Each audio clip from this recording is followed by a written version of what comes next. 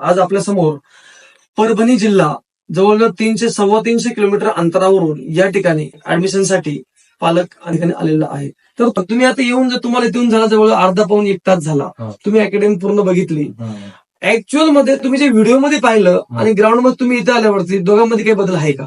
नाही, सेम चांगलंच वाटलं. प्रत्येकाच्या अलग अलग रूम, म्हणजे राहण्याची सोय वेगळी, त्याच्यानंतर ते हे वेगळं आपलं मेस वेगळी वेगळी, पुन्हा ते क्लास वेगळे.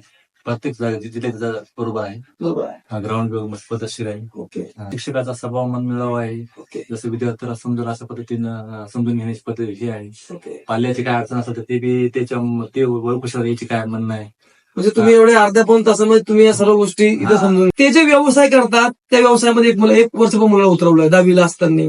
पालकांनी मत्स्य व्यवसाय सुरू केला, मुलाला मत्स्य व्यवसाय बोलून घेतलं, तू ये इकडं, कसं काम आहे, कसे कष्ट करतात ते बघ, बाजारामध्ये जा, विकायला जा, काय भेटतं काय नाही बघ. हे सर्व गोष्टी त्यांनी 1 वर्ष मुलाला करायला लावल्यानंतर मुलाने त्या कामाला हात जोडले की मला हे काम करायचं नाही, तुम्ही सांगशाल मी ते करायला तयार आहे. त्यानंतर त्यांनी अकॅडमी शोधल्या आणि त्यांनी फायनल आपली लक्ष डिफेन्स अकॅडमी 325 किलोमीटर या अंतरावरती ते आलेले आहेत.